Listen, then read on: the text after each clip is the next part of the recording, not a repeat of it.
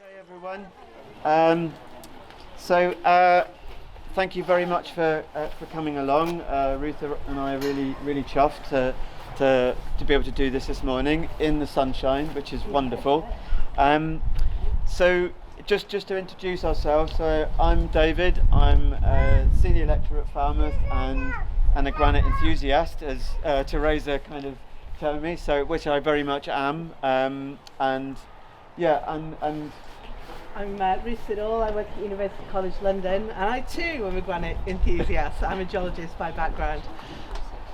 Brilliant.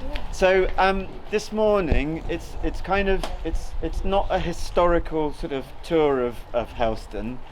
What I thought would just be really interesting is just, as this says, the Mason's mark.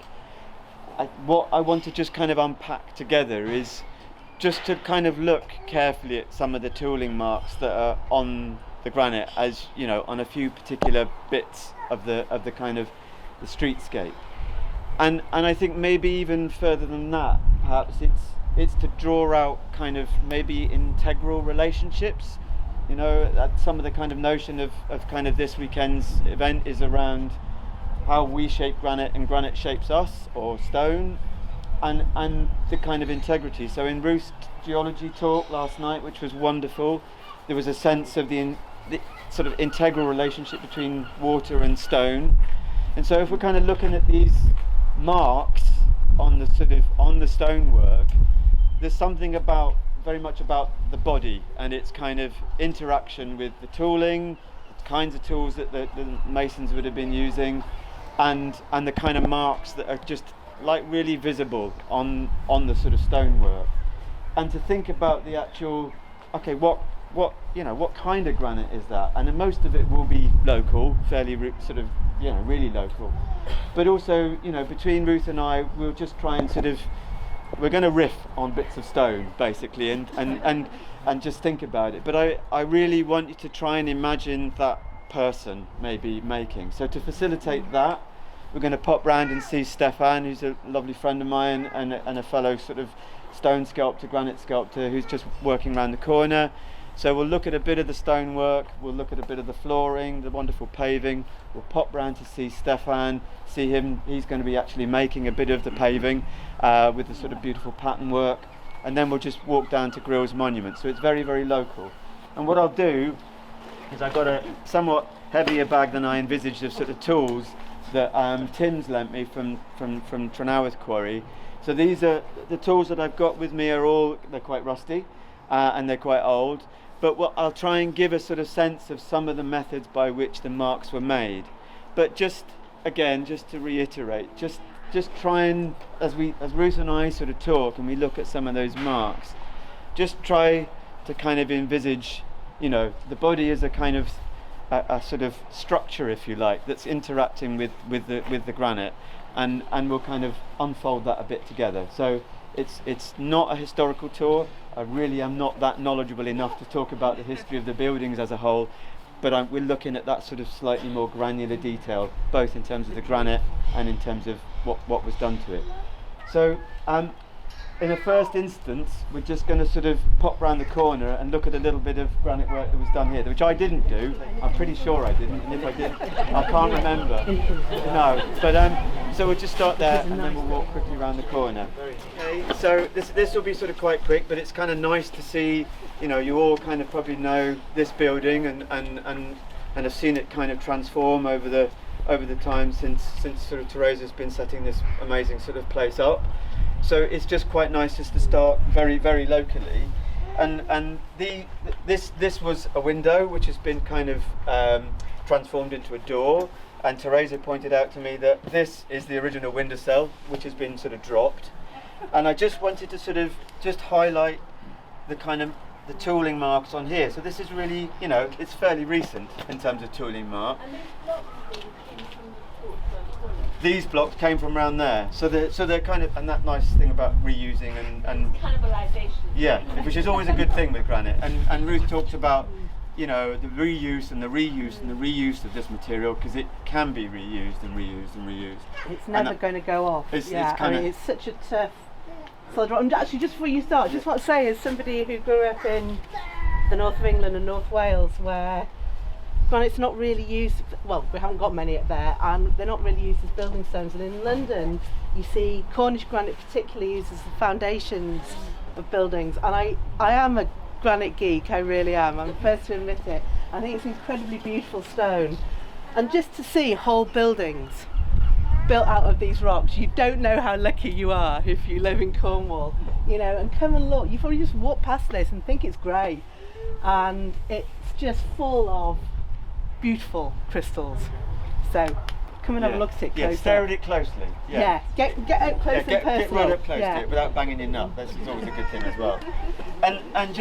And sort of thinking about, you know, we're going to try and notice these sort of tooling marks as we walk around, and I'll you know, as I say, I'll show you some tools when we get round the corner. But you know, this is what we call a kind of draft. So, and these are what we call bullied coins.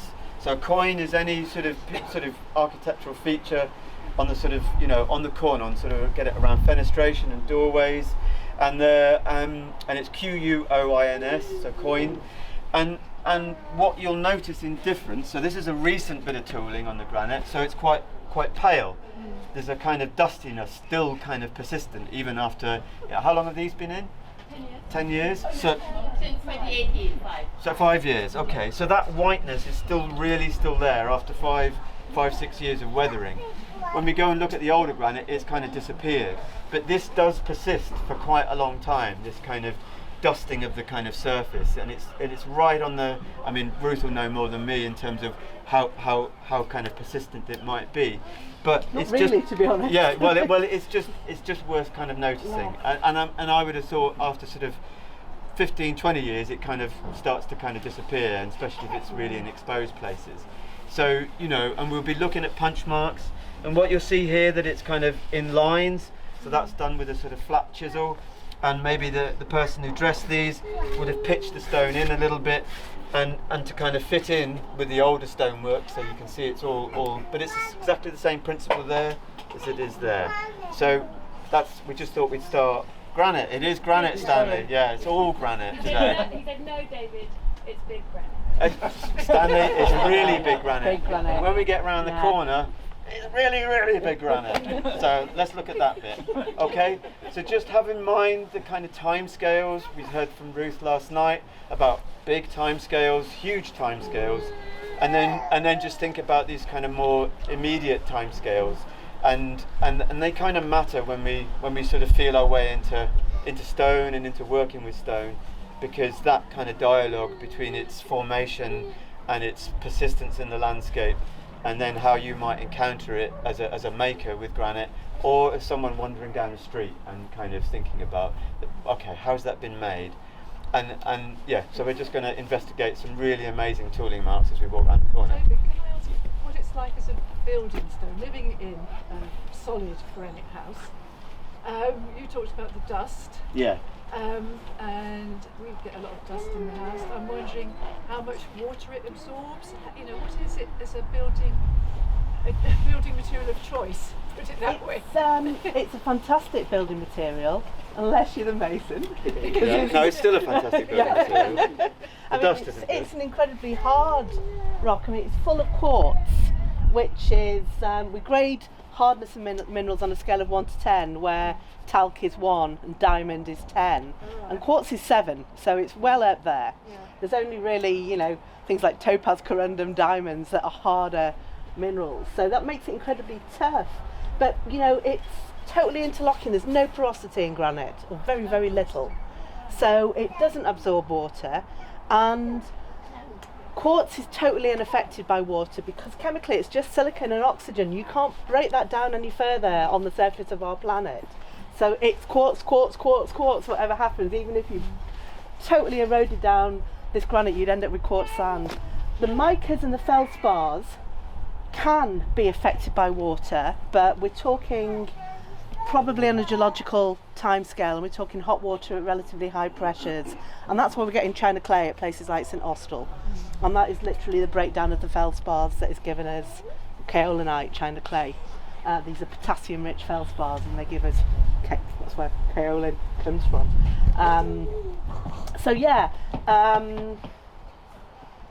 But otherwise, it is, you know, it is forever. I mean, these are not particularly kaolinized granites, so that, yeah, they'll last forever. You could, you know, this stone could be used for thousands and thousands and thousands of years, Yeah. So that's why recycled. it's got foundations. Yes, and it's incredibly It strong. acts as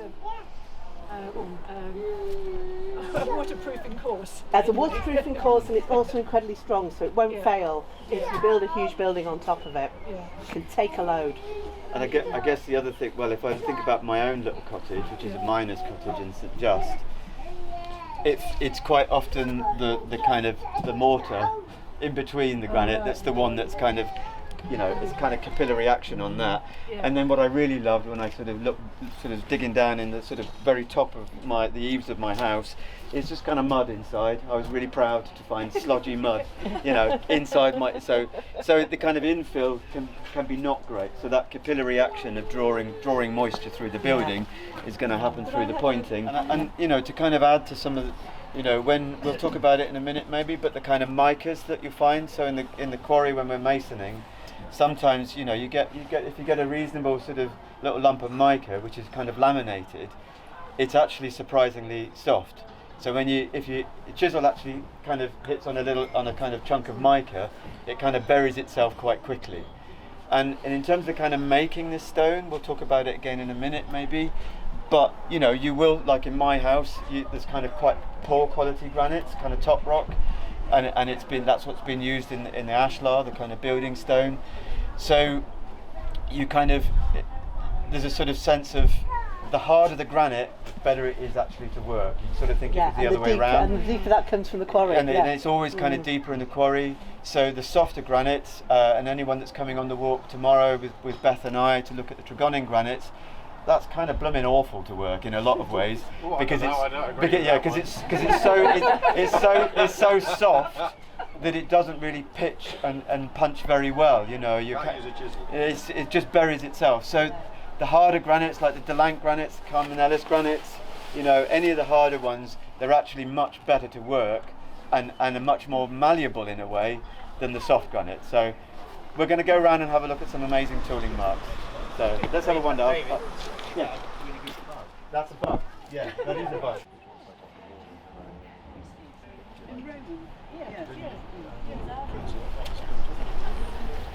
Okay, so just please be wary of cars coming up and down the hill. So we're just to sort of start off, we're going to have a look at this amazing kind of block of ashlar here with some moulding on it, and then we'll have a quick look at the paving that's just at the top there. So I just kind of want you to sort of pay a little bit of attention to these amazing lines that you can see in a curve coming across here. So if you can imagine that at some point this block was horizontal, so this face would have been facing upwards, and judging by these marks and where the sort of stop points are in the marks, the mason's hammer and chisel would have been, so this block would have been in front of me with the moulding just here. And I just kind of want you to sort of think about the kind of arc that you can see in the point marks here. So this is a sort of a fire sharpened point or punch. When they were doing this, it probably wouldn't have been quite as sort of sharp as this. It would have been a bit blunter. This is Tim's, one of Tim's classic kind of Cornish mason's hammers. So you can see that there's this really nice little kind of pitch on the hammer there. So it's kind of all designed for kind of ease of use and so you know, you're swinging like that. This would have been set at what we call cocky high, and that is how it sounds. It is groin height, but that is the kind of optimum height for kind of labour, for energy sort of preservation. So it's about using the kind of, it's not kind of brute strength when you're masoning really. There's more stamina, and that takes time to develop the kind of stamina of masoning. We've had sort of I've told this many times, but we've had plenty of people kind of come into the quarry, kind of big guys, thinking they could do it, and then, you know, half an hour later they're sort of knackered. So it's not nothing to do with that. One of the most kind of prevalent masons that worked at Tim's quarry was a really tiny guy who used a really tiny hammer, and no one could beat him in terms of removing waste. And it's the kind of history of granite masoning in Cornwall is, you know, it is mostly kind of a kind of male sort of space. But in terms of masonry today, it's kind of 50-50 in terms of masons training in the colleges, men and women, and we've had women come in and work in granite in the quarry, and it's really about notions of kind of dance. I think of dance a lot when you're thinking about masonry, because it's about building stamina, and really it's skills and techniques that start to kind of think about the removal of stone. But when this would have been made, I'm not going to say when because I'll get it wrong, but there were no power tools. It was all stitch splitting, and it was all done by hand. And so just, we're thinking about this block here. It's lying at cocky height, and the mason's swinging his hammer, and he's starting at that point there, and you can see where the punch marks end. So the punch mark would have gone out there, and the granite would have kind of bust out of that place, and then he's carrying on, until he sort of stops there. So what's happening is the kind of force of the sort of point is kind of going into the granite, and then the kind of final hit, which would be here, it would be a bit of a welt to kind of get that last bit out, and then he's carrying on in that arc. So it's really, I think, useful to try and think of that moment where the arc of the hammer and the chisel is moving around into the stone and carrying on. And then my assumption would be that this kind of moulding and things would have been sort of partially set up maybe, and then kind of refined with flat chisels and what we call a sort of, like, this is a sort of medium rough sort of fine axe, and we'll sort of look at fine axing when we go down to Grill's Monument. So fine axing is a sort of flat end chisel kind of forming the sort of more sort of finished look. And this sort of effect, it was the same with the coins that we just saw on cast. It's what we call bullied, so it's this kind of bulbous kind of finish to it, which looks effective, but is also really saves a lot of time from the whole block being finished. So it gives a sort of rustic feel, and then you kind of move up into these more sort of finished bits of masonry. So it's about the kind of duration of a day when you're masoning, and kind of, so you have to sort of think about sustenance, you have to think about food to kind of supply you in a day, to kind of get you through.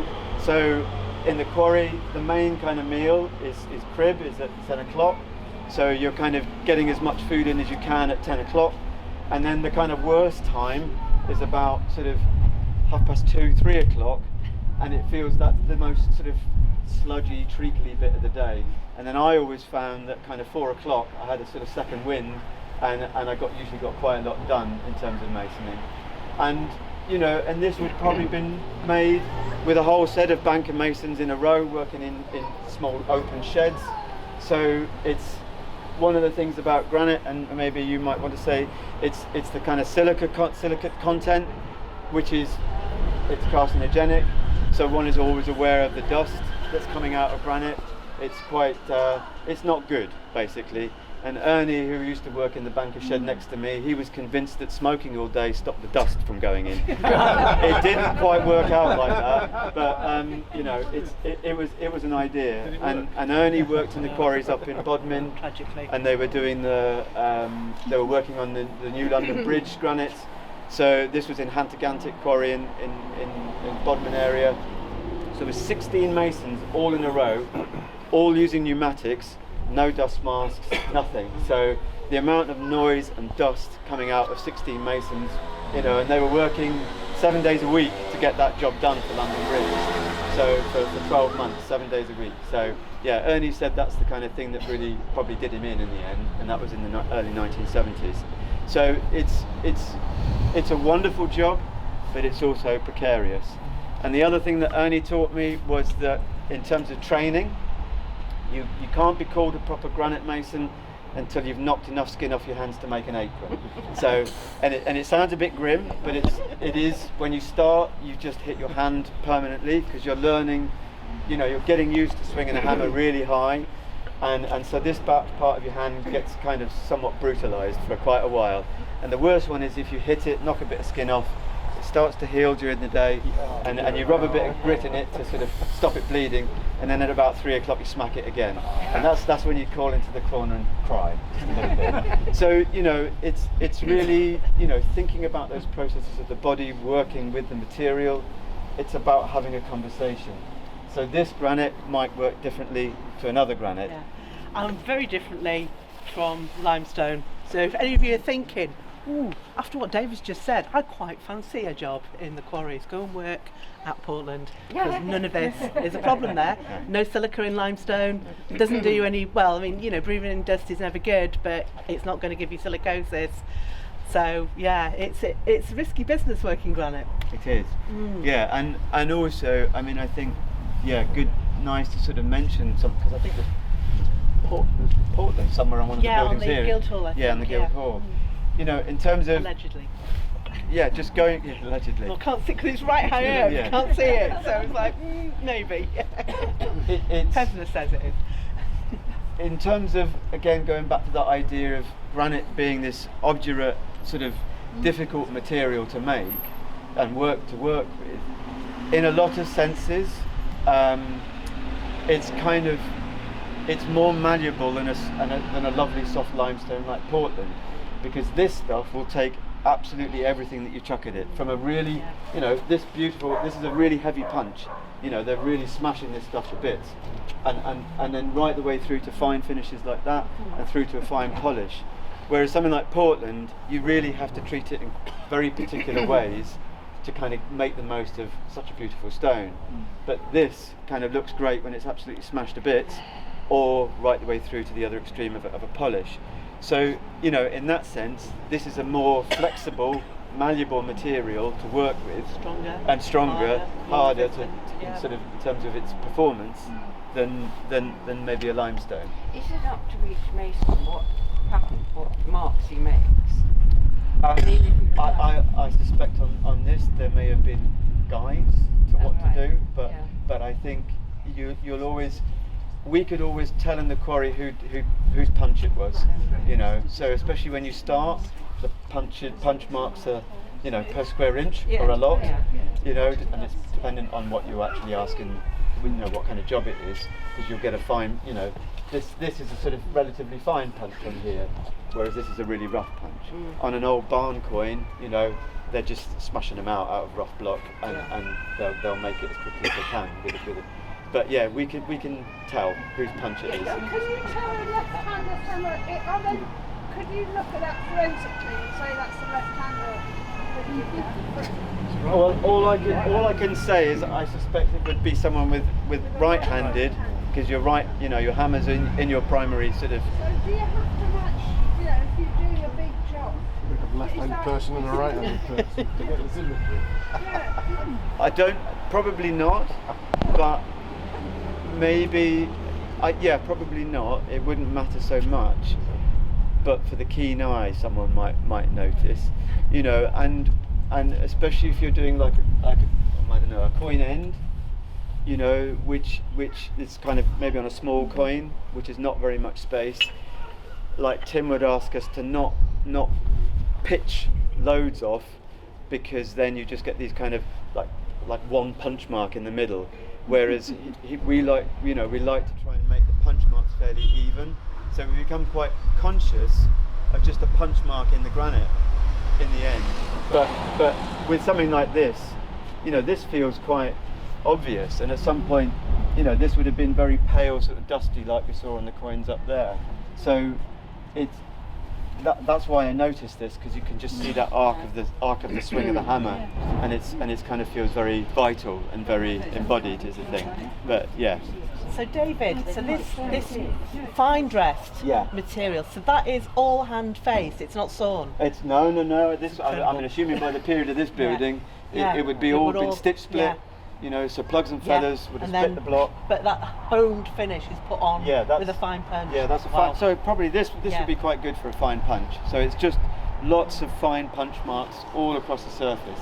But when we go down to sort of have a look at Grill's monument, that's a fine axe finish.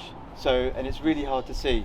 But I've got some tools to sort of show you how they would have finished that, because the masonry on that's like super fine. That's 1864, I think, Grill's monument was completed or worked on. We should know this. We've written a book on it. I know, but you know, it's gone. It's gone, but it's in an amazing book. So, okay. Can you get that finished with this same stone?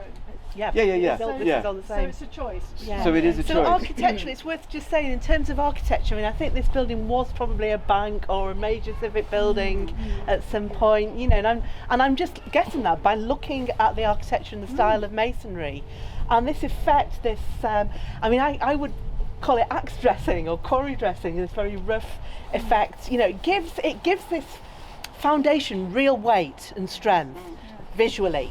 You know, you see it and you think that is a strong building. And there's a building I take people to see in London that's built of Portland stone, and they've dressed the Portland stone with incredible skill to look like granite, right? And from a distance you think, wow, that's a big granite foundation. You get nearer, but they've done that to get that kind of feeling that you feel confident. This is a strong, safe building that you can put your money in and it will be all right. You know, so there are games that architects are playing here as well. I mean, your first bit of training as a mason is always to get a flat surface. Yes. That's your, you know, that's the bottom line. Yeah, the ball is a bit further on, but yeah, bloody hard. Yeah, and I mean, basically these chisels, every quarry would have had a blacksmith, so these chisels would have been circulating from the mason back to the blacksmith, back to the mason. They would temper the ends of these. Generally, it was a bit of a sort of balance between how much of a kind of hard hitter the mason was. So if they were particularly kind of brutal, this would actually be tempered slightly softer, you know. And also, if the granite was particularly hard, like in Tim's quarry, it's called buckle and twist. It's kind of really one of the harder granites around the Carmenellis area. It again, the blacksmith, who was called Gordon. I never met Gordon, but yeah, the tools would have been tempered to be a bit softer, because otherwise they would just smash. But it was constantly going on throughout the whole day. Kind of tools being re-tempered and resharpened and going back to the mason. You didn't want to upset the blacksmith as a mason, because they'd give you a dodgy set of tools and then you'd be poorly paid by the end of the day. Yeah. Anything else you wanted to? Well, no, just to add that, you know, just again, because it's so kind of unusual for me to see buildings built entirely of granite. You know, it's a luxury material in London, but there are a few places that really spring to mind, mainly of Devon granite rather than Cornish granite. But the masons would have come from the southwest of England. It wouldn't have been local London masons who are used to working with Kentish rag and Portland stone. They would have brought people up specially, and there probably is always this link between the architect who may have trained down here originally, and he's got his trusted team that he would have brought up to London to build, you know.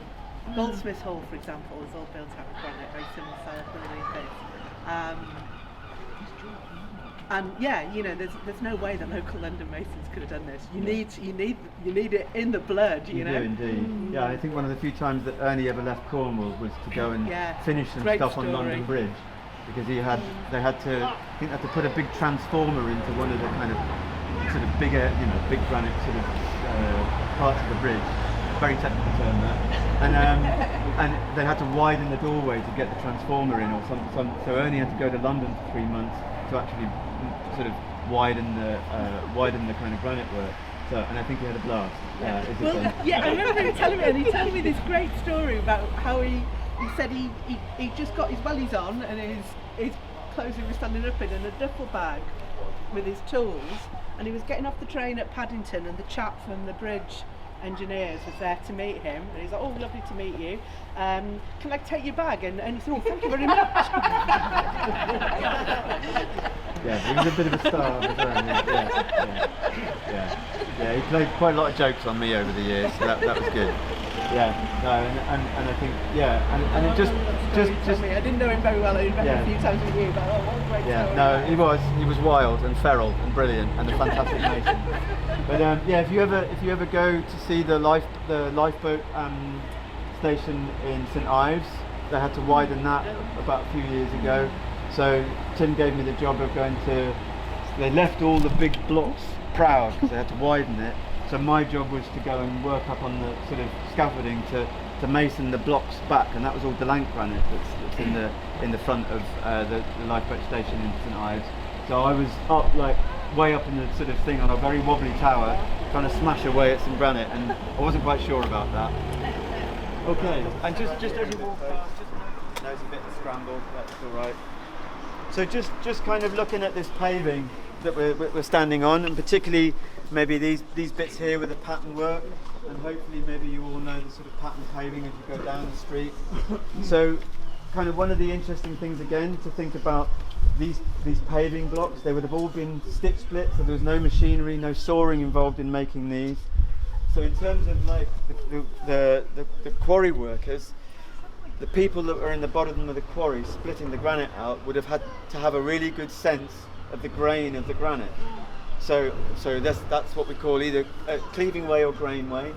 So granite has this kind of this three-axial sort of structure, if you like, which it's still a free stone, but it has an evident sort of sense of where it will work more keenly or not. So these paving slabs, because they were destined to be quite slim, would have been really, to kind of split them on grainway would have been really important. So the quarry workers in the bottom of the quarry would understand this and know this really well. So if you imagine looking at a quarry wall, grainway is the horizontal bed, and I've spoken to some geologists, and they think one of the reasons that there is this sense of a horizontal sort of cleaving facility in the granite, hello mate, was perhaps that as the kind of material that used to sit above the granite has gone, there was maybe sort of microns of kind of release between the crystals or something. I don't know. Or is it gravity? So some of this is carried over from quarrying things like limestones and sandstones, which are bedded. And granite is not bedded, but it's jointed. And if you were taught last night, I talked about joints controlling block size. And granite does tend to break naturally with horizontal and close to vertical joints. Yeah. So that gives it a layering.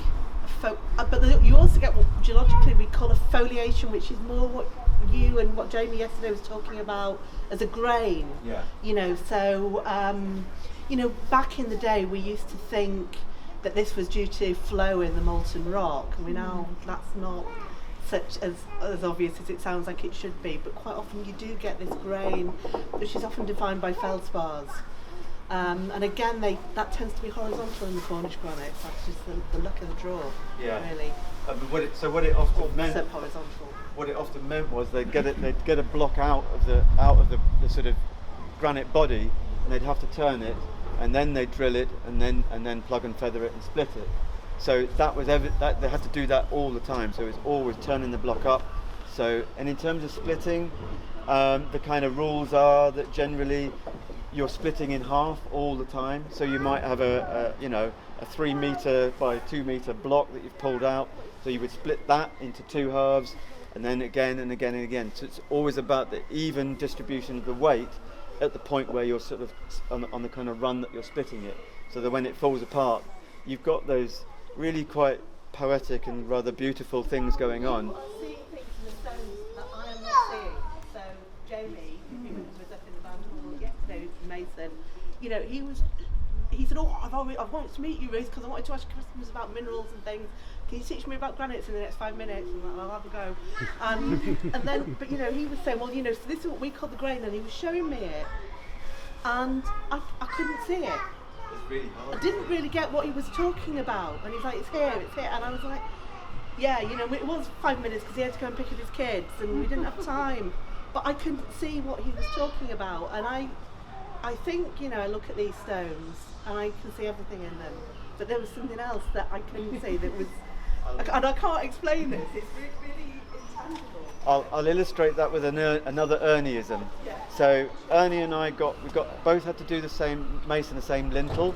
So we got the lintels delivered, one for Ernie, one for me. We put them on the bankers. I started in one direction, and Ernie more knowingly started in another direction. And it was a race. So we were challenging each other to race to see who would mason the surface of the lintel. It was about 1.5 meters long. And anyway, Ernie of course beat me hands down. And then a bit later on he told me that what you didn't know was that I started at one end, you started at the crappy end. Because even so, not only was it about the face that you were punching, so if you're punching on grainway, it's better, you get bigger bits coming off quicker. but it also mattered the direction that you were coming into it. So it plucks and comes off the surface better in one way than another way. So yeah, I never beat Ernie at anything, but the masons would really be understanding all those subtle variations in the stone that would kind of travel up from the quarry bottom, where these things were being split. They would come up, and I mean, we're going to go around and see Steph quickly now, because he's just doing some sort of pattern work paving. But the other thing to remember is that the other side of these is just rough. So these were just, there's nothing masoned underneath these. There's a lovely picture of them laying some of these being laid, I think, or exposed, and you can see the edge, and you know, underneath there it's just all rough. So they weren't bothered about what's happening at the back. Is this a Helston thing? It's well, there's some in Penzance. Yeah. You know, it's so obvious still in Helston, and I guess I've not really looked anywhere. But the only other place I've seen it outside Cornwall is Covent Garden Piazza, which is really old Cornish granite. It's probably very, very early 19th century it was laid, and it's cut like this. You know, what I think of now as Helston style. Well, you know. I mean, it's. So you know, it's kind of. I'm really interested to know the origin of this design. Doesn't it make it safer to walk though? I think that's it. That is almost and particularly back in the day, shoed horses would skid on it. So the last thing you wanted from a cobblestone was one that horses were going to skid on. There used to be more in the main street, and they took them away to Campbell. That's the legend. Right. So they were uplifted and moved. Because I assume they were too slippery. But as you go down College Hall Street, you'll see it's just modern paving stuff. But it would have been, I believe, this type of granite. It would have been. Because I mean, if you just. Lovely places on College Hall Street where you've got. Yes, but it always like that, I believe. They're wrong, you see, the tubs. Yeah, but I think, Andy, you were saying about walking around in flip-flops on wet granite surface being a bit scary, bit sketchy. So, even this now is sort of quite polished, isn't it? And in the rain, you have to be sort of quite careful. But in Athens, the streets are paved with marble, and oh my goodness, when there's been rain, they're a nightmare. In fact, the council do go around chipping them. Yeah. Shall we go around and see Steph for a bit? Okay, so we're just going to walk down the hill and up, and then and just have a quick chat with Steph. You can see him smashing a bit of granite. I'd just like to introduce Steph. Steph and I have kind of worked together for a long time. We did St. Piran together. If anyone knows the St. Piran sculpture, which was a blast, if not a little bit wild at some points, and involved boats and all sorts of things. Steph works kind of at Tim's quarry as well. You're doing your own sculpture and working for Tim. Yep. And I'll just let you have a chat about the patterns and things like that.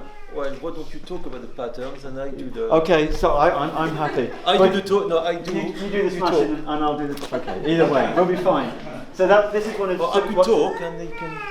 I'm not going to do a bit at the moment, I'll probably get an hand. So this is one that Steph's done, so it's kind of based off the kind of pattern work from sort of Helston. So that's just a kind of recent example. And I think what we've talked about so far, Steph, is just the kind of trying to envisage a mason kind of working and sort of thinking about the kind of the body and the kind of tooling. So, I mean, do you just want to sort of talk about a little bit about how you develop these patterns, and then it'd be nice to see you just having a bash.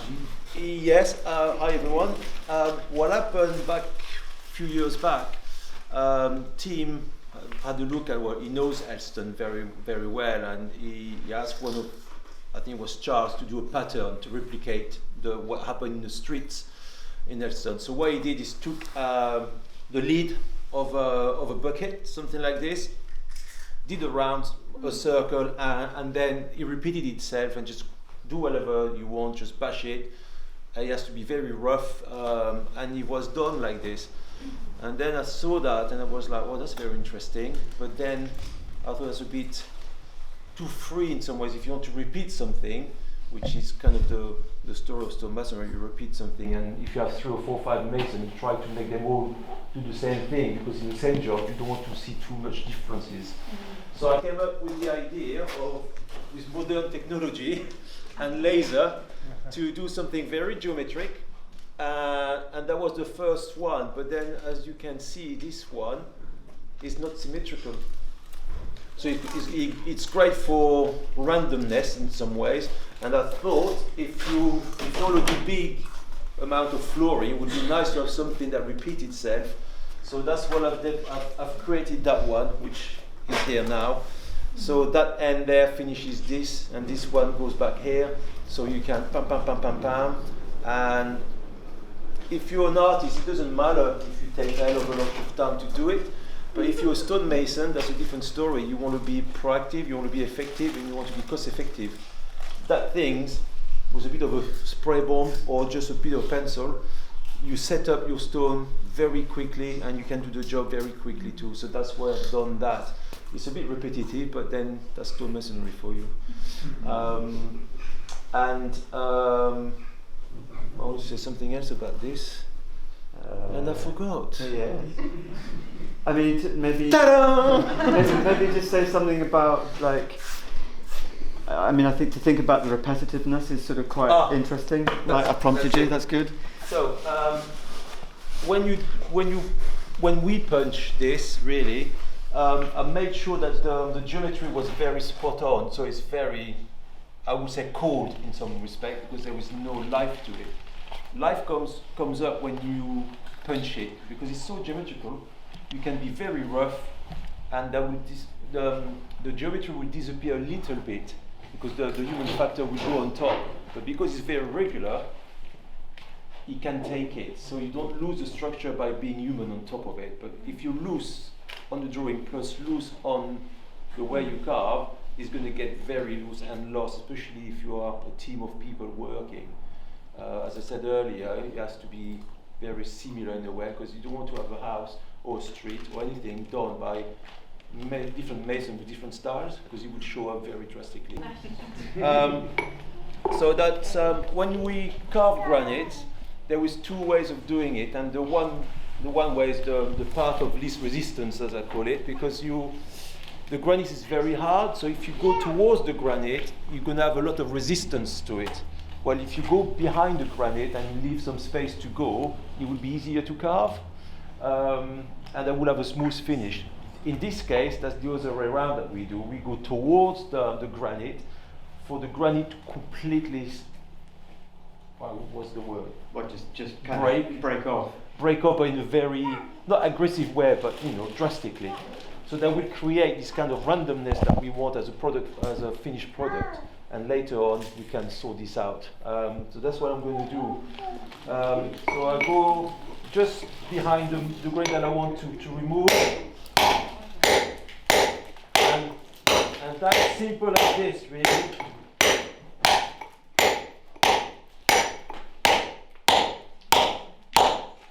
So you will see that it doesn't take too long to do. And that's why it's so cost effective. So all those paving, they look nice, and at the same time they're not very expensive to have, really, if you think about it. I don't understand what you were saying about going with it or going against it. Is that because I'm French? Are you having a go at me? I really like the French. Liberty. Well, I'll help out a minute. So if you come here, in that big block that we've just seen, with the big long kind of arc of the mason's mark, they were punching into the waist. Yeah, that's so the punch was sort of the mason was kind of punching towards the high bit, and then that kind of, when you're really beating waist off, really trying to get that waist off, quite often you would be really punching into it, because you're kind of getting underneath a bit, and then that last hit, you can get bits coming off like that. If you're on grainway and you're going in the right direction, you can get a really big pluck, as we call it. You're plucking a big bit of granite off, and you're punching well into the waist. But then Steph was sort of saying that the kind of, sometimes if you work away from the waist, you've got a free end, so you're working your way backwards across the granite, and I mean, it can work in both ways. It can sometimes work to your advantage to punch into the waist, because you can sometimes get more off, but it's kind of harder. You're really fighting the mass of the granite. Whereas if you're punching away from the waist, you've got this is your waist here. you've got a free space there, and you're punching out. So the force that you're enacting through the chisel, it's kind of finding its quick way out and releasing the granite that way. So that's and it can work either way. Yeah, for your and there's advantage. another thing is when you go towards the waist, you don't know really what's going to happen. You could remove a big one, which is a pluck, which in stone masonry in limestone is a no-no whatsoever. But if you work with the waist, then you're more in control because you know exactly the amount you're going to take off and where it's going to go. So, for example, here I was working against the waist, so you saw the big plug there. But if I go the other way, watch your eyes, folks. That's it. Sorry. Ouch. I got more control, obviously, and the result is it's finer. So it's a less of hazard, really. Yeah. And then what happens if you're kind of, so on this, that's how it's sort of looking at the moment. So that's what Steph's just done. So if you were to sort of travel over that's kind of, that's I don't know how that. So when the groove is done, what we want to do is to remove the crust, which is sewn, and then it's a matter of repeating what I've just done there, but not as harsh and not as hard. Just removing in a rhythm the piece of granite that I don't want, which is the flat part. As simple as this, really. And then it makes the granite a bit, so you're not going to slide on it, because that's very dangerous with rain and... Yeah, we've just been looking at how, so that finish, where we've been looking at that paving, that punched finish, the people walking have kind of burnished that down to almost back to what this kind of sawn sort of effect here. Yeah. So those kind of, generations of people walking across it, eventually they even wear this down. And I was going to say, in terms of that kind of, you saw all the bits of granite kind of coming off, and that's from a sort of light punch. Yeah. What used to happen is there's two sheds at the quarry, the one that Ernie used to work in, and then there's one opposite the one that Ernie used to work in. And Ernie used to like firing bits of granite at the mason in the other shed. And literally you'd get lacerated. Somebody got cut across their head because Ernie was smashing granite at them. So yeah, it could be nice in the quarry. Yeah, friendly place to work. Friendly, yeah. Not competitive. No, not competitive at all. Whatsoever. But I guess that gets you through the day, doesn't it? It's a horrible job, This really and the night, because you have something to talk about later on. Yeah, it is. I mean, it's really...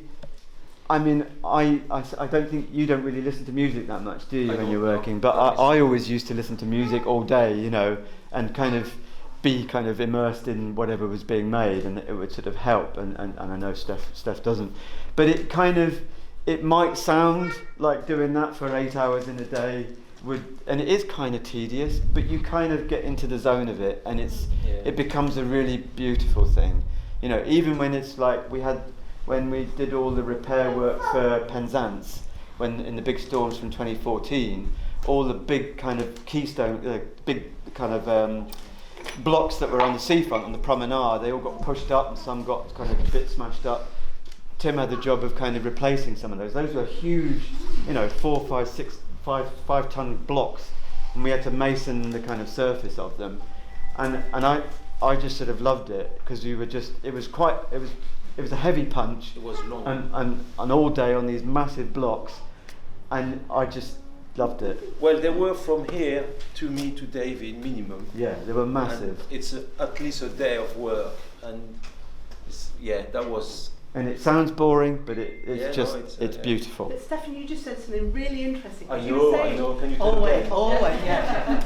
Very interesting, man. But because you just said I listen to music, and you said no, I don't. I listen to this. Yeah. Do you hear things from the way your chisel is? No, I'm not stone? schizophrenic. Well, that's what you told me. Yeah. No, because I don't like people listening to music next to me too much. You had earphones in you sometimes. It's just because it's a different rhythm to the one that I'm using. Yeah, so it's about the rhythm rather than the sound. If you're in the rhythm, you lose yourself a little bit. And when I go cycling in the mountains, you go to rhythm as well. If you look at the top of the mountain, you say, I'm never going to happen. Never do that, so you just close down, zone in, and then it's fine. So you go to a breathing moment. It's the same with the chisel, and then the rhythm does it for me, and then the constant rhythm makes you go further as well. So what I love to do is when Charles, which is another mason, is next to me, he likes that too. So we play. So if we have the same job, the point is to have the same rhythm, which we have, but the best thing is to be off tempo. So instead of doing bang, bang, we have pack up. And that's actually, you could get someone else. That's music. Doing the music, you don't want to stop the music. So you ache it, I'm not going to stop, he's going to stop first. He never stopped first, I'm and that makes the day, to me, that makes my day, and that has put me into the stone, and I know exactly with the sound, one, if my hammer works, because if it rings too much, I need to put it in the water because it's going to fly away, and then two, you can hear the stone as well, if something's going to happen, you see a sound or you hear a crack or something. And those are one, they don't. Because I'm used to that as a geologist when you're trying to take a piece of rock sampling, especially granite, you need 5 kilogram chunk of granite to do to find out how old a granite is, you know, and you're kind of tapping around with your little toffee hammer to try and find those planes of weakness, and then you come in with the big sledgehammer, not quite in that action obviously, to break it off. You know, I know it's easier on limestone, isn't it, to find the fault because it rings differently. I know that in the old days they used to say, even Tim says that, never start with stone before she talked to you. Again, it's not about being schizophrenic, it's just that you take the... Nobody said it was, Stefan. It's a conversation, isn't it? It's always a conversation. You have to look at the stone very carefully for a long time, see if there is any cracks, is any danger, is that the right face, the better face, and then when you sort this out, then you can go. If not, I've done many times without doing this, and it didn't do me any good because I had a break or just it's never good. So I think I'm less romantic than you, because like at sort of about 3 o'clock I like to listen to Rage Against the Machine to get me through the last couple of hours. Yeah, but I'm French. I know, well, yeah. So, but it is, you know, I think, I mean, and Charles listens to books all the time, doesn't he? So he's like listened to about 80,000 million words over the last sort of 12 years or something. So, but I think, as Steph's saying, the kind of rhythm is the thing, really. Everything is about rhythm. It's the rhythm of the quarry, it's the rhythm of the uniqueness of the granite, you know, so at different, you know, because we work with a few different local granites. Yeah, and so this one is very soft. Yeah, so they'll have different paces, different kind of approaches, you know, you'll go at one and you don't need to hit it that hard because it just won't, you know, and then others you need to sort of go in a bit more kind of, and you'll find a rhythm, you know, whether you listen to Rage Against the Machine or not, it's a sort of, you will sort of feel it and it will talk to you, it will speak to you. And I think the other thing to sort of maybe think about in terms of masonry, especially most masonry with most stones, it will actually change the shape of your body. So you'll find, you know, because it's fairly, in terms of anaerobic exercise, it's fairly passive, but you are always moving around your block. But this, you know, whichever side is your hammer side, will kind of, these muscles will kind of develop a bit more because you're swinging. And so, like with me, I can touch my hand on that one like that, and that's as far as I can get on that one. So it's changed you physiologically, and that's, for me, is about ballet, it's about dance, it's about how your body kind of trains in a certain repetitive process.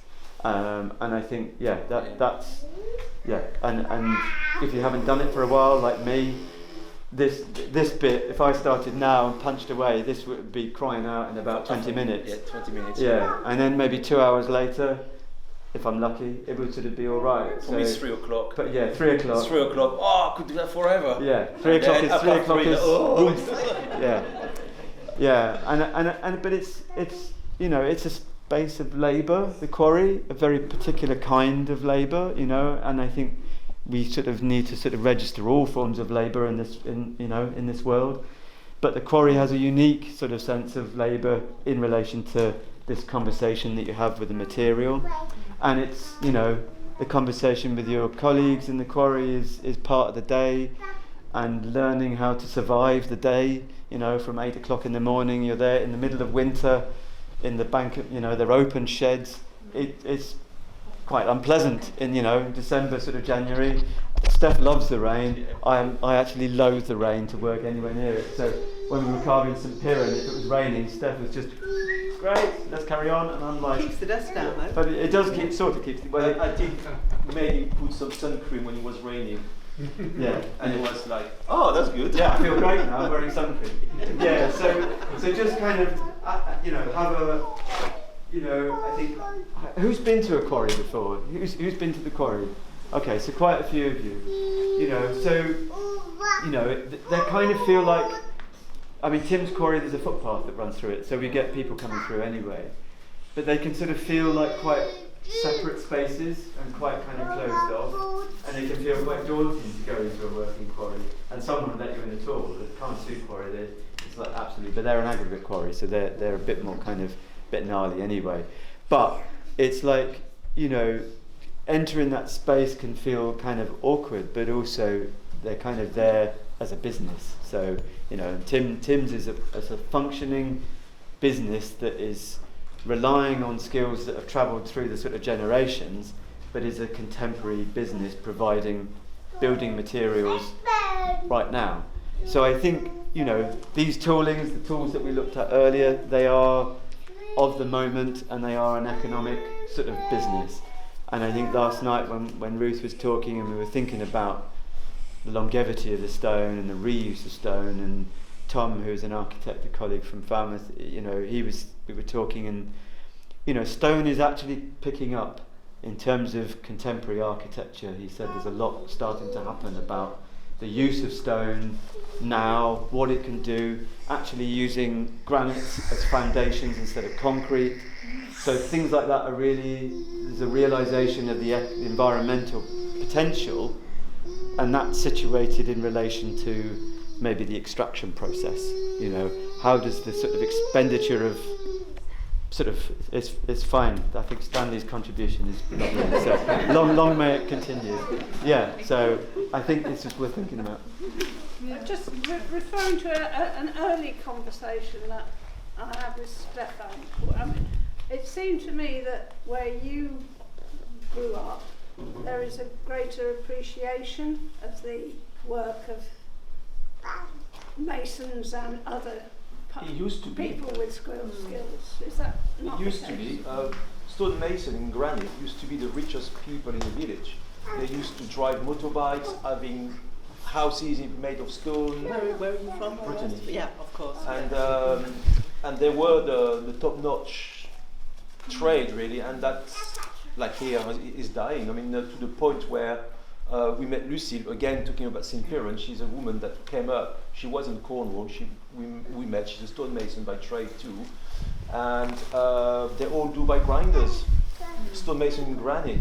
We take a lot of pride and a lot of time to make sure that the coins, lintels, everything which you probably don't notice, but we do, is sharp, straight, no tool marks or hardly, but if there is one, it's super crisp.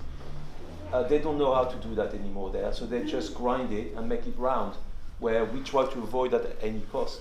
That's what machines that laser cut it as well. Yeah, I've seen these at trade fairs, where you can just cut something with cherubs and swags of fruit, and and it's all done by machine, and and it looks fantastic, but there's no craftsmanship there. Well, there was no soul, no joy or happiness in the machine in the process. Well, when we do that, I like to think I've got some joy and happiness when I'm doing it. So that's for me. The machine doesn't have that. Probably the result is the same. Well, I don't think so, but I don't think so either. I don't think so. Yeah. But you wouldn't notice if it's if it's high up on a pediment of a building. You can't see it, but. Well, that's the beauty of it. If you notice it, something is wrong. Yeah. And that's the thing. So sometimes when you see those lot of marks, you're like, oh no, I should have seen this. Yeah. It's too late. The building is ruined for you. I have a friend called, I don't know his name now, Eric Marlon. He's a letter cutter in Cambridge. And he used to, did you know Eric? Yeah. Have you met him? When he used to go to St. Ives, and there was a lot of good letter cutting in St. Ives in the names, and when there was one good one, it's like, oh, thank God. And then when you see a bad one, it's the end of the world, and he doesn't want to come here anymore. And he shouldn't come anymore to St. Ives, because now it's only slate that are laser cut with the name of a website. So it's, Yeah. I But said, it's a please thing- don't go back. It's something my sister lives in New Zealand. Last time I visited, I visited quite a few jade carvers. And one of the things somebody said to me, and it's obvious, but I've never actually heard anybody say that it's this perfect match of somebody who's got the skills and the artistry to create something beautiful. So it's not good enough just to have one of those incredibly skilled professions. You need them both. Yeah, and I would say in stonemasonry, the thing is form and function. So if you have because stonemasonry is that really, it's a stone that is used for a function in the building. So if you have the form that is designed and accurate and the function, then you're done. And we are doing a nice form, or we're trying, I think we do at the quarry, without any, or we do that. It's something we pride ourselves in. We're not proud, but we have pride in what we do. I think it's there's a kind of politics to the idea of like where creativity sits in this. So each punch mark has a creative value, and I think it's really important to acknowledge in a process of labour or repetitive labour that there's kind of love there. You actually can't do granite as a sort of masonry or carving or anything without actually loving the material. You have to love it, because otherwise it's miserable. Pardon? Being in the present with it, all these things really matter. All the masons in the quarry, they will articulate one way or another a love for the material, despite its sort of carcinogens and all the rest of it. It's kind of vital to think of it. Yeah, and it's all fun and games till someone loses an eye. Yes, something like that. Yeah. Never ideal, but or gets lacerated by Ernie, across the forehead. It's all good. Yeah. Can I ask about dimensional stone? Because that's one of the sort of things about Tim's quarry, isn't it? It does dimensional stone, and I've never really grasped what that meant. It's like Tim's quarry is a dimension stone quarry. Yeah. So, and Ruth talked about it last night in terms of. It's just blocks for building. Yeah, but it's also the size of the jointing will dictate the value of the quarry. So if it's got tiny jointing, which Ruth was talking about, it was about cobbles, wasn't it? Yeah. So, but Tim's quarry is quite good. The jointing between the blocks is big. Quite a lot of the Carmenellis granites have got reasonable jointing. So that means they can get big dimension stone out to do 4 metre lintels. So I think it's a bit of a sliding scale really, but if you look at the coins around the window here, those are kind of dimension stone blocks David's pointing at. Something from a brick, something you can square off into an ashlar is the term of a squared off block in whatever stone. So look at this sort of size. But I also think, and I'm very conscious and learning all the time that my terminology is very different from that of you guys, but I also think particularly of the Cornish granites, and actually also the Brittany granites as being engineering granites, which means you can get super big blocks that are strong and flawless, and those are the kind of granites that you use to build harbours or lighthouses. And astonishing, back in the 19th century when people were building lighthouses, that's not a job you ever go at. You've got to really know what you're doing. And not all granites are suitable for that, and only granites are suitable for building lighthouses. And it's funny to see. It's both. It's both, and it's the way you cut the stone as well.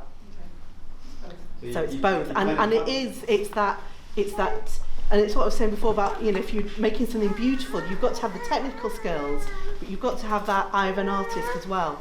But but for building a lighthouse, you've got to have the technical skills, but you've got to have the brain of an engineer as well. And the two can't go separately. Yeah, I mean the traditions of masonry, that you would, in the sort of cathedral building sort of era, the kind of top mason was the architect, So, but they were also they'd come through the masonry sort of trade. So, and because I went to Wells Cathedral in the summer with my family, and the ruse for my son was that we were going to look at the locations for Hot Fuzz, the film, because that's his favourite film. So, and we bought a cornetto from the newsagents. But just kind of looking at this sort of Wells has this thing. It's a local limestone. and it has these most incredible scissor arches. They're beautiful and stunning, and the engineering is next level.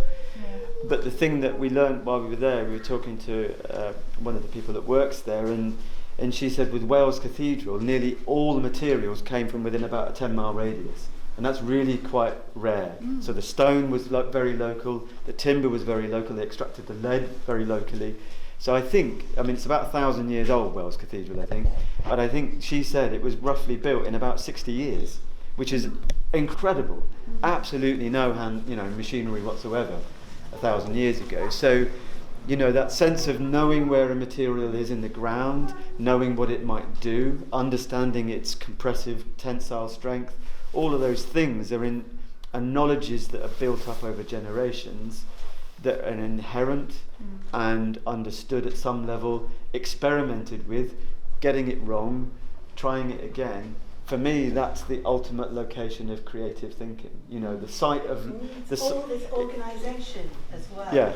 Huge organisation skills to kind of mark the block as it comes out the quarry, then the orientation it came out the quarry, and to do it right, to put in the building in the same orientation. And they didn't do that when they built the current Houses of Parliament, which is why they are falling down.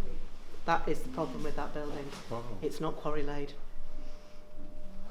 And they used, I was going to use a dirty word there, but I won't. They used very poor quality stone as well. But it's mainly not quarry laid. And that's the problem with that building. It's shoddy piece of masonry. We do shoddies. Do you? Yeah, we do shoddies. We call them shoddies. It's waste. So everything which doesn't make as a coin or anything else is not wasted. So we do shoddies, which is showing no marks on a piece of stone that's going to be a wall rendering. And after that, they will be used for core. And underneath this, you've got so many different levels. So waste seems quite minimal, really. Trying to minimize the waste that we do from the big block, really, just slowly to a bit of dust, really. Shoddy is also a term for waste textile. That's how. Yeah, it is actually. Ruth, can you tell us anything more about this construction? Can you tell us anything more about the construction of this building that we're in? Oh, a lot. What do you? It's fair dress. Yeah. Inside, which seems unusual. It is. I don't know. Would it have been traditional to plaster the inside of buildings here, render them, or would it? What was this building originally? Was it just a barn? It was a school. Yeah. If you look at the end gable wall, it's actually Yeah. But when I wouldn't ever call myself a building historian, but I have hung around with a lot of building historians and learned a lot, and had to apply that kind of knowledge to looking at buildings from the Roman period to the present day, and you can see different phases of building here, different styles of masonry, different types of stone. So they're using the good stone, the dimension stone, around the windows for dressings, and there's real strength there in the way that they're laid end on or stretcher on, as well. So it's not all the same. And the lovely corners, the lovely finished corners, which are straight and clean, or would have been certainly when they were used. And then the rest of the masonry is what we would call coursed rubble. So it's in courses, it's in lines, horizontal lines, but it's not shaped stone. Quite often when you see rubble masonry, which is the thing of a lot of medieval churches, particularly in the east of England, it was often just field stones, what we would call field stones, just literally rubble they picked up from clearing fields for farming. So how does this rubble turn up in a quarry? Is it field stones or is it quarry waste? Well, when quarries are sort of started, there's always quite friable, sort of few layers of quite friable material near the surface. So if we look on the edge of the quarry wall at Tim's quarry, the top sort of metre and a half is really small, broken up, friable stuff. You could use that. For walling, the soft rock. Yes, because I learned this French word for this, which I find very difficult to pronounce. But so moellon. Do you know this word? Oh yeah. And actually, I heard it. I read about it in a context of a church in Brittany. Moellon. Okay, Moellon. Yeah. Yeah. That makes sense now. From Salford. Yeah. Yeah, and so I had never heard this French word before. Well, most of the masonry terms are French. Yeah. Really, So that means, one of a really good friend of mine used to be head of French at UCL. So I was like, Andy, what does this mean? And he said, rubble. As a translation. So is that right? But the more we talked about it, the more difficult it became to translate. But yeah, pieces of rubble. And I do quite a lot of work on Saxon and early medieval churches in East Anglia. And they're built out of rubble from glacial tills and glacial outwash and interglacial massive river systems. And so you could go to somewhere, I'm digressing massively, but I'll keep it short, go to somewhere like, I don't know, Dunwich on the east coast of Norfolk, and they're built out of stones from Snowdonia, which is where I come from, and it's like, whoa, this is weird, but they've been brought there by glaciers or the shocking weather conditions during glaciations. But you see this kind of real mixture of different stones from all over the place, but this is quite different because it is all the same stone. It is at the end of the day all granite. But that makes total sense that it comes from the quarry tops. Yeah, but I mean also on a very basic level, before the 1800s, Cornwall wasn't digging big holes to get granite out. It was always it's all surface working. So you walk across a lot of the moorland areas, you'll see kind of stitch splitting marks and drill holes, because everything was generally done on the surface. And then kind of as the 1800s kind of developed, technologies developed for splitting, and then big holes started to be dug. So like Tim's quarries, 1840s-ish, I think, when it started. So whereas the Scottish granite industry, they were digging big holes from the 1600s onwards, to get the granite out. So there's a slightly different kind of pace of technology maybe also affects what kind of stones become available, how.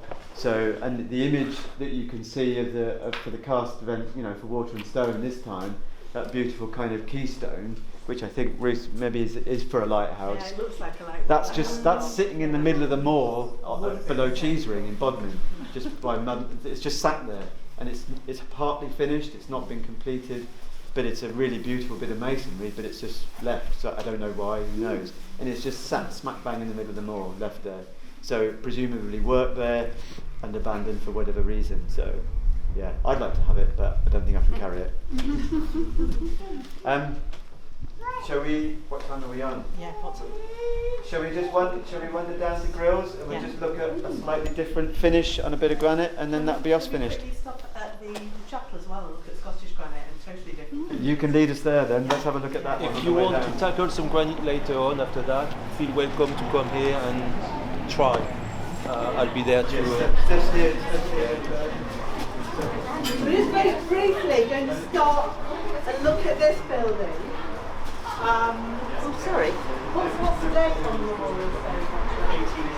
1888. Easy to remember. And actually, the 1880s were a time of. There was a huge interest in that time in generally fancy stones, fancy marbles, fancy granites, everything, and a huge boom in building, and a lot of the ancient quarries that had been used by the Greeks and the Romans, for example, were rediscovered and reopened and started producing stone again. And we're just briefly going to stop here because we've got this building, the Wesleyan Chapel, Central Methodist Church, thank you, Central Methodist Church of Helston. And this is built in a combination of local granite, but also Aberdeen granite, and there are blocks of masonry. There are coins and dressings again of local granite, but the other blocks are Plymouth limestone, which is full of fossils, full of corals. But we're not interested in fossils today, but this is Peterhead granite, which was quarried just north of Aberdeen, around the town of Stirling Hill. It's about 100 million years older than Cornish granite, so this is about 297 million years old. This is about 430 million years old. It belongs to a completely different mountain building episode. This is the Variscan Mountains, these are the Caledonian Mountains. My poor mother, late mother, who got dragged around on various stone tools with me, always said, that's the one that looks like brawn, isn't it? It kind of does. And it's got bugs in it as well, which are always present in Peterhead. These little black lumps, and you'll see them if you start looking. But the other thing that you notice about it is this has got a high polish on it compared to our Cornish granite. Now you can polish Cornish granite, but you don't often see it, not outside anyway. But in Scotland, as David said just a few minutes ago, that kind of granite cutting and working technology was advanced. And in fact the techniques used to polish granite were first developed in Dalbeattie in southwest Scotland in the mid-19th century. And that industry very quickly transferred to form a real hub in the Aberdeen area. And there were a huge number of granite cutting works. So if you were an architect, you could go and specify the size of the block you want, and they would cut it and work it up in Aberdeen and then ship it down to wherever it needed to be. And I suspect they probably made job lots, you know, like this would have been a standard kind of column diameter, you know, and that'll do. And Aberdeen became this centre for polished granite. And in London we tend to see these on pubs, and there was a huge boom in pub building from the 1880s up to about 1910. And the whole point of London pubs really was to extract as much money as possible out of the working classes. If you were rich, you went to nice marble-lined interiors, places like the Criterion restaurant in Piccadilly or the Ritz. But granite was used for your working men's pubs, and it looks quite smart. You can get this luxury polish finish on it. You can also give it a good hosing down on a Saturday morning as well. And this looks like it could do with a bit of hose down. But there you go. But yeah, so you know, very different approach to working granite and a very mechanised approach. So these columns would have been cut on a big spindle lathe, spinning round and round. It was all mechanised, shaped into a cylinder, and then polished using corundum powder to get this lift on it. And Scandinavian granites, South African granites, American granites, not so much, but to a certain extent, were all shipped to Aberdeen to be cut and polished and then sent back home again. Huge, huge industry. So yeah, something a bit different. Pink granite, brawn granite from Peterhead.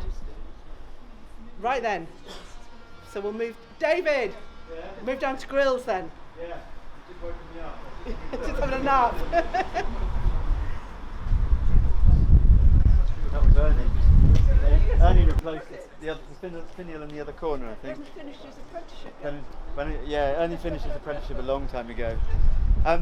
Just while you're gathering, some of you are leaning. So we made these at the quarry, the little bollards there. So they were made. I don't know when they were put in, when they restored here. So is everyone here? So you just come a little bit closer. We're just going to have a look at the kind of finish on these bits of ashlar and what have you here. There's quite good light at the moment. So I believe this was, I think it was 1864. Someone might correct me, when this was completed or been constructed. So what you might be able to see in this light is these horizontal lines all across the surface. So that's what we call a fine axe. So if you think about that big block of ashlar with the kind of bullied ashlar that we looked at earlier, I mean, these were made pretty much in the same way that those were being made. And at some point, this block here, it would have had a kind of bullied area in the middle. So they'd have had a draft all the way around the edge, like a kind of chiseled in edge. So they knew that they had a kind of flat a flat and horizontal and kind of true kind of point, kind of reference point all the way round. But in the middle it would have been kind of fairly rough.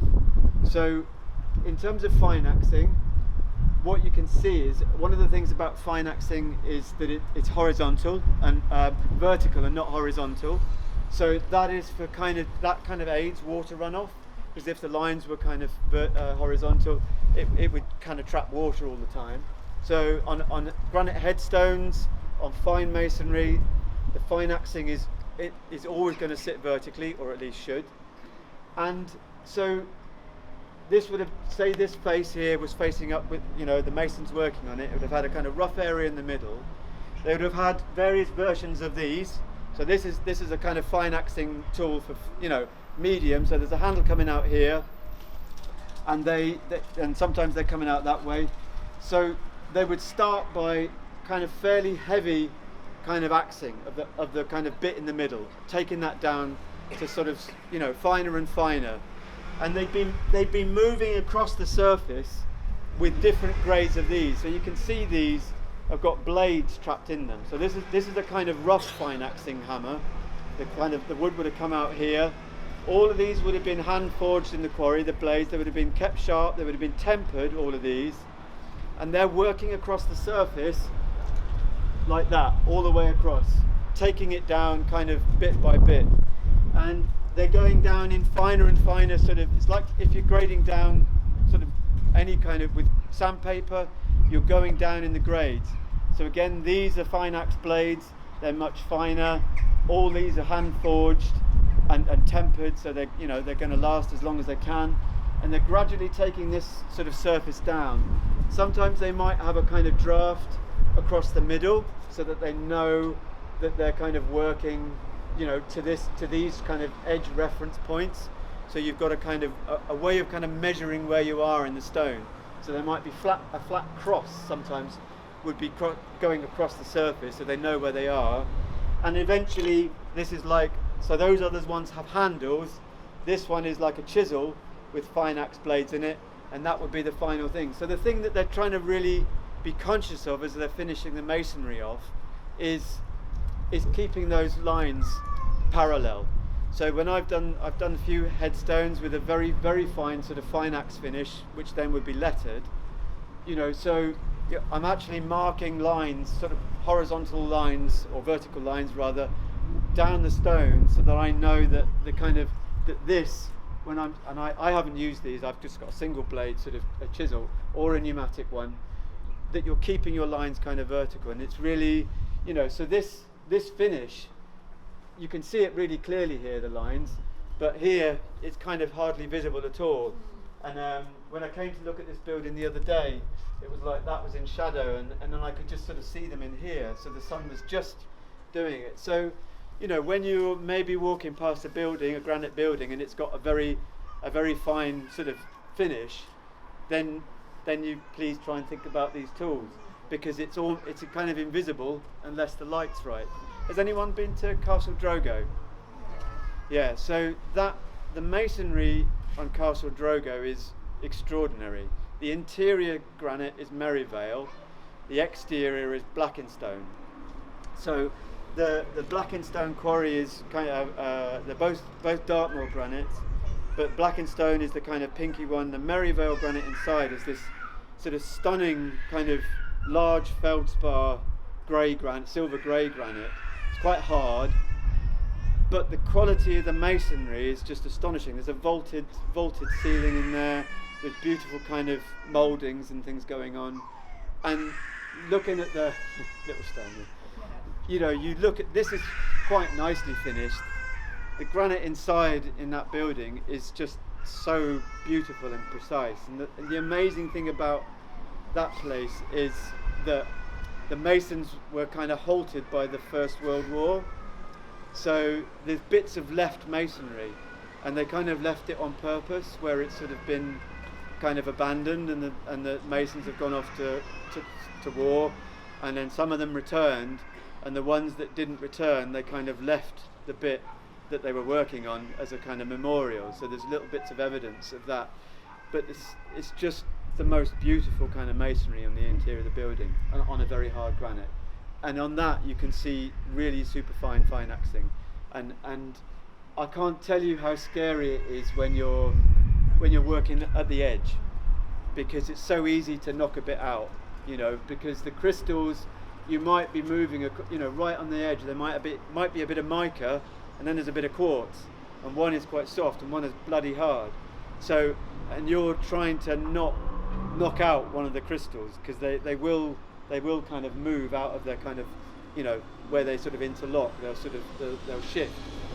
So I think it's about kind of being sort of vigilant when you may be looking around town. If something's been quite roughly made, or you live in a kind of converted barn, to thinking about how that kind of granite might have been sort of masoned. And then you come to these kind of finer bits of masonry and finer sort of, memorials like this, and just even thinking about that edge. And an edge in masonry is called an arris, A-R-R-I-S. So keeping that arris sharp and clean is quite a task on granite, and you can't quite work it the same way to get an arris on granite as you can on a bit of Portland limestone. But only if you get a shell right on the corner, that's a bit of a bugger on limestone, because it's harder than the matrix around it. So all those those little tiny moments as a mason where you're dressing something and you want it to be perfect, you want to finish that lovely corner, you're kind of having this conversation with its crystalline structure. You're trying to kind of anticipate, maybe sometimes, as you're sort of raising your hammer or lifting up to kind of take a bit of stone away, you are conscious. You're having that little moment with that little kind of crystal there and thinking, I'm not going to welt you quite as hard, because you're going to do something a bit unexpected maybe. So it's just kind of being really, as Steph sort of said, you're having this constant conversation with the material, whether you're listening to Rage Against the Machine or not. You're still kind of having this kind of moment by moment kind of investigation of it, and you can kind of predict what's going to happen, but you can kind of not. And any time that you're sort of working, you kind of never work towards an edge, because it will break the edge out. So you're moving into the interior of the stone in one way or another, so that you're least likely to kind of break out an edge or pluck something off an edge. So, and the same applies in a sense if you're using power tools. I mean, I use power tools. I'll use anything I can get my hands on to get rid of waste. So, but in a way, using a grinder with a cutting blade on it to kind of get rid of waste or work granite, you're kind of conscious of which direction the blade's spinning, because if it's working one way, the blade will pull a bit off the edge.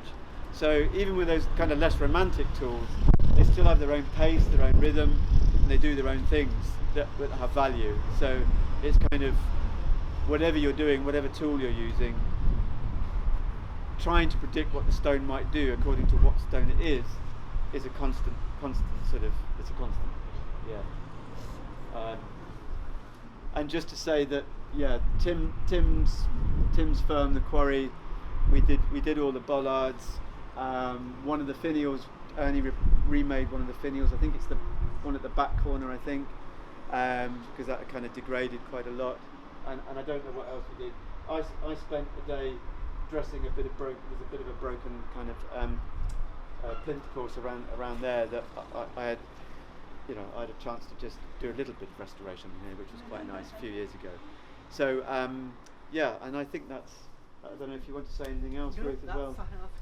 Yeah, I think it's just, hopefully you've got a bit of a sense, I think, of kind of, I was just speaking to Gary there, and just sort of thinking, like, as you walk these streets, I think the objective for this morning was just to give everyone a sense of what might have gone on, to a greater or lesser extent.